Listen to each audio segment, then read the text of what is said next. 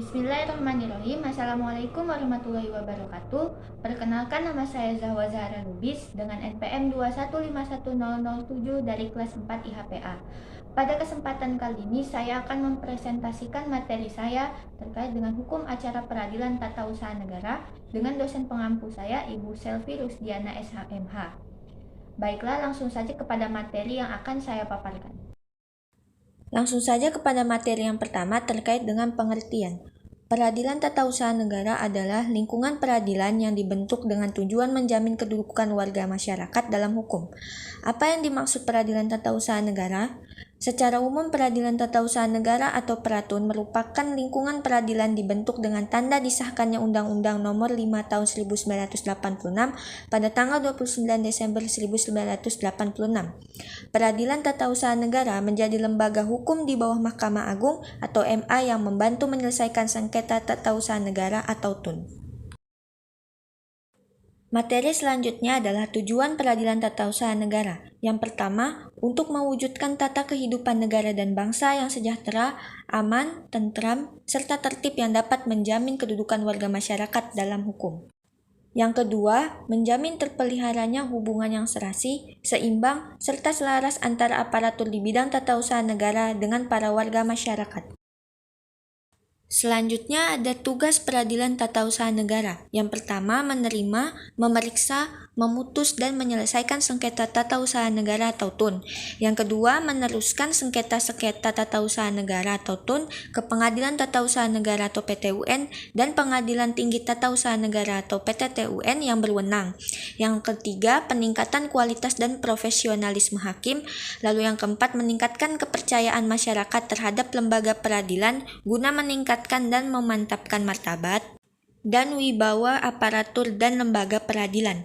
Dan yang terakhir, memantapkan pemahaman dan pelaksanaan tentang organisasi dan tata kerja kepaniteraan pengadilan tata usaha negara. Selanjutnya terkait dengan fungsi peradilan tata usaha negara. Yang pertama, melakukan pembinaan pejabat struktural dan fungsional serta pegawai lainnya, baik menyangkut administrasi, teknis, justisial maupun administrasi umum. Lalu yang kedua, melakukan pengawasan atas pelaksanaan tugas dan tingkah laku hakim dan pegawai lainnya. Dan yang terakhir, menyelenggarakan sebagian kekuasaan negara di bidang kehakiman. Selanjutnya terkait dengan subjek dan objek peradilan tata usaha negara. Subjek hukum peradilan tata usaha negara berdasarkan pasal 1 angka 12 Undang-Undang Nomor 51 Tahun 2009 disebutkan bahwa tergugat adalah badan atau pejabat tata usaha negara yang mengeluarkan keputusan berdasarkan wewenang yang ada padanya atau yang dilimpahkan kepadanya yang digugat oleh orang atau badan hukum perdata.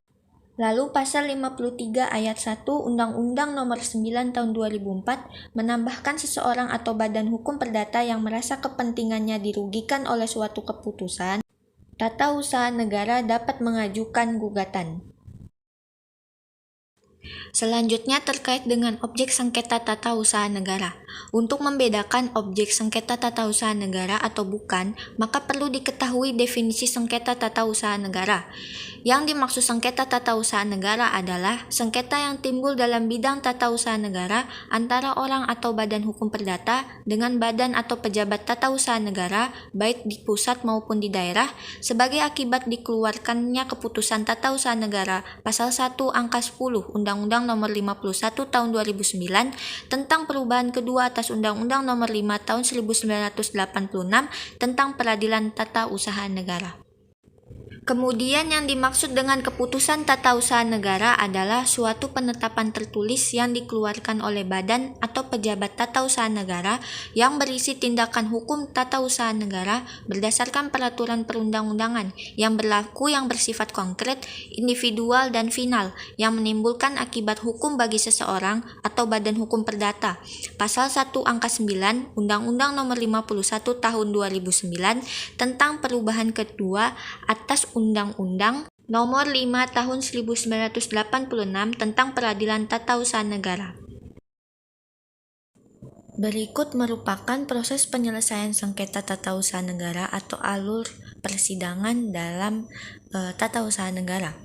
Seperti pada umumnya, apabila akan mengajukan gugatan, maka berkas-berkas terlebih dahulu dibawa ke pengadilan tata usaha negara untuk diperiksa terlebih dahulu di pengadilan.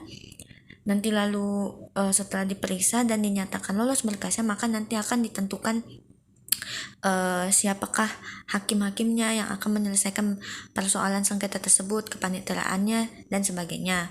Sampai nanti ada juga dibagi lagi dalam persidangan itu apakah menggunakan persidangan dengan acara singkat, acara cepat, ataupun acara biasa.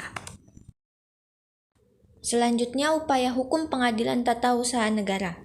Upaya hukum merupakan hak dari pihak yang dikalahkan untuk tidak menerima putusan pengadilan yang berupa perlawanan atau banding atau kasasi, atau hak untuk mengajukan permohonan peninjauan kembali dalam hal menuntut cara yang diatur dalam undang-undang. Upaya hukum terhadap putusan pengadilan ialah usaha untuk mencari keadilan pada tingkat pengadilan yang lebih tinggi dari pengadilan yang menjatuhkan putusan tersebut.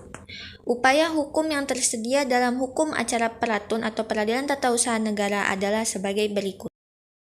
Yang pertama, perlawanan putusan dismisal. Prosedur dismisal yakni memutuskan apakah gugatan yang diajukan itu diterima atau tidak diterima.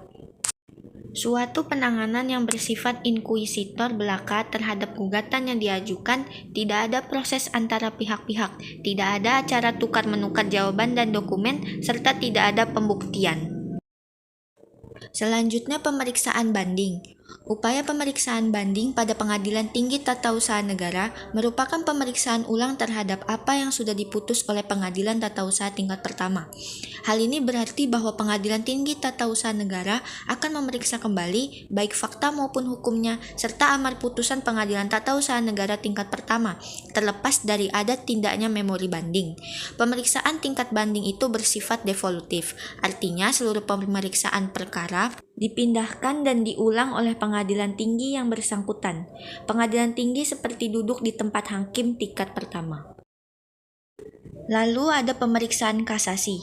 Terhadap putusan pengadilan tingkat banding dapat dilakukan upaya hukum kasasi ke Mahkamah Agung RI. Pemeriksaan di tingkat kasasi diatur dalam pasal 131 yang menyebutkan bahwa pemeriksaan tingkat terakhir di Pengadilan Tinggi Tata Usaha Negara dapat dimohonkan pemeriksaan kasasi kepada Mahkamah Agung. Untuk acara pemeriksaan ini dilakukan menurut ketentuan Undang-Undang Nomor 14 Tahun 1985, Junto Undang-Undang Nomor 5 Tahun 2004 tentang Mahkamah Agung. Selanjutnya, perlawanan oleh pihak ketiga.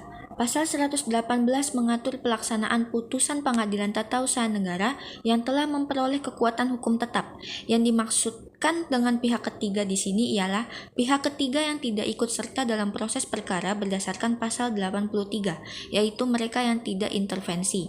Pasal tersebut menciptakan suatu sarana perlindungan hukum yang memberi hak kepada pihak ketiga untuk mengajukan gugatan perlawanan terhadap pelaksanaan putusan. Lalu yang terakhir, pemeriksaan peninjauan kembali atau PK.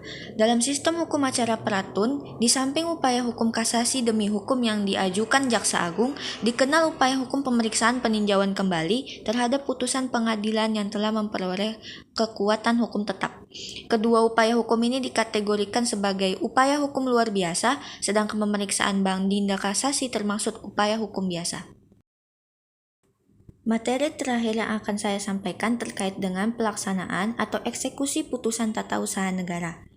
Bentuk eksekusi yang pertama, mencabut atau menyatakan batal KTUN. Yang kedua, mencabut atau menyatakan batal KTUN dan menerbitkan KTUN baru. Ketiga, rehabilitasi dikembalikan ke posisi semula. Dan yang terakhir, ganti rugi.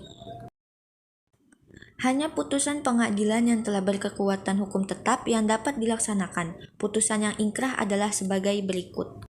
Yang pertama, putusan yang telah mempunyai kekuatan hukum yang positif, dan yang terakhir kekuatan pembuktian dan kekuatan untuk dapat dilaksanakan atau dieksekusi. Berikut referensi yang saya gunakan dalam menjabarkan materi terkait dengan hukum acara peradilan tata usaha negara.